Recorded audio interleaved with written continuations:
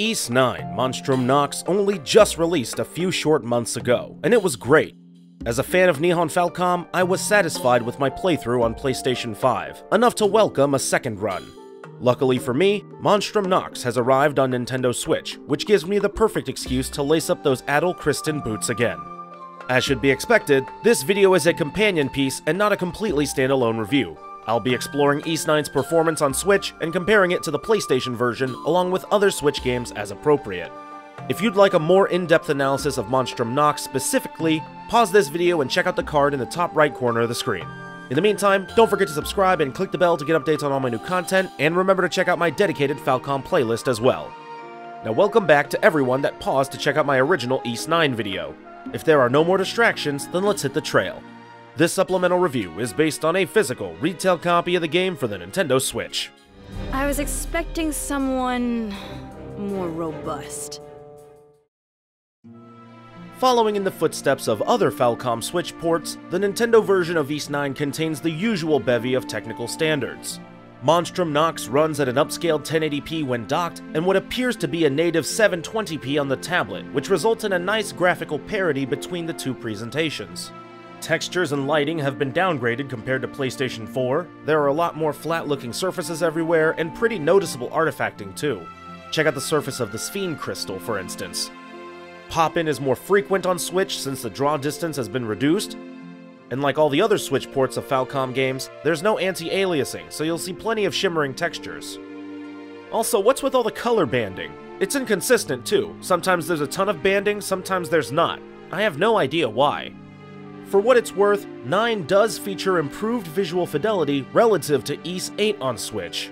Again, it's akin to the graphical changes made to the Legend of Heroes series when going from Trails of Cold Steel 2 to Trails of Cold Steel 3. Comparing Ys 9 to other Switch games, Monstrum Nox doesn't look as good as Atelier Ryza 1 and 2 or Yokai Watch 4. But I'd personally put it above Bravely Default 2 and Shin Megami Tensei 3 Nocturne HD Remaster. Monstrum Nox on Switch still won't win any awards for quality visuals, but it's passable. Besides, the graphics are usually secondary in Falcom games anyway. Let's stack up each presentation style, starting with Switch Handheld. Switch is going to look about the same in either format, and the tablet screen additionally works wonders in hiding many of the port's graphically cut corners. Moving on to docked gameplay, looks about the same, maybe a little bit sharper and a little bit less muddy. Nothing too impressive, but still good. Here's PlayStation 4, which runs at a standard 1080p even on Pro systems. The frame rate is better here than on Switch, but this version also had some performance problems when running on any model of PlayStation 4. And finally, PS5 via backwards compatibility. On PS5, Ys 9 can render at a 4K resolution for some reason, and stays at a mostly steady 60 frames per second. Unsurprisingly, the Switch version's frame rate is really the sticking point, especially in portable mode. Ys fans may remember the performance issues that plagued Lacrimosa of Dana on Switch, and Falcom fans as a whole, especially viewers of this channel, should be well documented on the long-standing technical issues found within Engine Software's Switch ports. Of course, 9 was never going to hit 60 FPS on Switch, but docked play hits 30 FPS more often than not, and that's adequate. It's playable, and in the more linear dungeon areas, performance is sufficient enough in either docked or handheld format. But the fundamental issues found in other Falcom Switch ports are still found in Ys 9, and they're exacerbated by the game's design. You see, unlike Lacrimosa of Dana on Switch, which benefited from the core game's use of individual zones, Monstrum Nox's overworld is essentially one large contiguous map, and the Switch port's frame rate takes a hit from that. Gameplay can be pretty choppy, which affects playability since Ys is an action-RPG series. For what it's worth, Monstrum Nox managed to surprise me at times. You'd expect exploration to be smooth and battles to be problematic, but in actuality, I found combat could often run fine despite all the action and effects. But then the open world would have obvious jitteriness, whether you're in a large populated area or a smaller secluded section. Ys 9 on Switch isn't constantly dragging, but the nicest thing I can say about the frame rate is that it's regularly disagreeable. Tablet play is even worse. There are frequent fluctuations in real-time performance that throw off the necessary timing for combat, and chaotic action can even hit single-digit frame rates, if only for a moment. Even the most basic tasks are burdened with technical issues in handheld play. Look at this cutscene. Check out this stutter loading into dialogue. How about just running around? Also, all those examples are literally from the beginning of the game. Later portions of 9 can perform better, but they can just as frequently perform worse.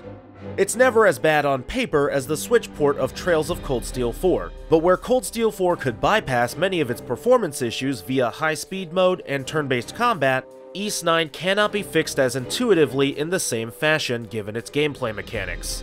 Even minor things about handheld play are annoying. For example, everything is tiny on the Switch screen, including the text.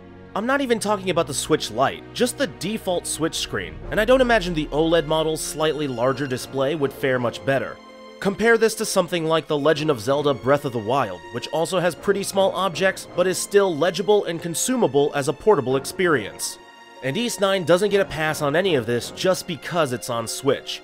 Look at Persona 5 Strikers, Tales of Vesperia Definitive Edition, and Trials of Mana, all action JRPGs that perform better on Switch than Ys 9, handheld or otherwise. Hell, look at Ys 8 on Switch, it's noticeably more functional on the go. Also, Monstrum Nox on Switch crashes sometimes, which is pretty annoying. Look, it's not all terrible, of course. I point again to the dungeon passageways that run decently overall. Battles can still be fun, and it's more than possible to acclimate to and even eventually gloss over the frequent technical hiccups. Plus, the game's load times are nice and short compared to its Falcom Switch port contemporaries. But acclimating to poor performance doesn't mean the performance isn't poor, and even the most stable areas of Ys 9 aren't what I'd call technically sound when untethered from the TV. It's merely playable at best, and maybe playable is enough for some people. But that's an undeniably low bar to surpass. So all this begs the question, if handheld play is troublesome, and what's left is ostensibly a lesser port of the PlayStation version, is there any reason to get Ys 9 on Switch? Well, short of being an Ys or Falcom fan, wanting to support the series, and/or only having a Switch to play it on, I can't think of any. And that makes me sad to say, because I do so enjoy the core content here. Ys 9 is a great game, and I still extracted some fun times from this port. Maybe you can handle the framerate problems, and if you can, that's great. As a fan of Ys, I'm always happy to see more people getting into the series, no matter what entry or platform. But that doesn't mean this port is a functionally good way to play Monstrum Nox, at least not at this time. I'd hazard to guess there are stability patches coming, much like what happened with Ys 8 on Switch. And when 9 gets these inevitable performance patches, I'm sure it'll become a viable alternative like its predecessor. But as it stands, I feel like any recommendation for this game should come with several asterisks and disclaimers. Whatever fixes are in the works, I can only hope they arrive sooner than later. Ys 9, Monstrum Nox on Nintendo Switch, earns a 4.5 out of 10. But hey, if you want a more in-depth look at Ys 9, check out my original review of the initial release. And of course, subscribe, click the bell, and check out my other Falcom content too. Thanks.